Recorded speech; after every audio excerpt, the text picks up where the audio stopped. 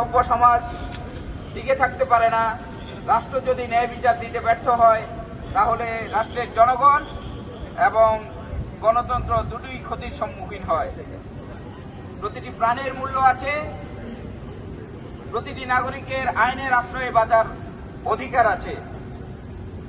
Doctor Yunus হত্যা, গুম, অগ্নিসন্ত্রাস, মদ সন্ত্রাস, সংখ্যালঘু নির্যাতনের মাধ্যমে বাংলাদেশকে একটি অকার্যকর রাষ্ট্রে পরিণত করেছে।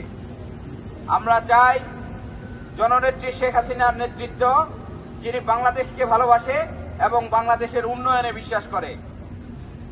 আমরা চাই ডাক্তার ইউনূসের এই হত্যার রাজনীতি বন্ধ হোক এবং বাংলাদেশে জননেত্রী শেখ হাসিনাকে পুনরায় দেশের প্রধানমন্ত্রী হিসাবে অধিষ্ঠিত করা হোক, যার নেতৃত্বে বাংলাদেশ এগিয়ে যাবে এবং বাংলাদেশ তার পরিচয় ফিরে পাবে।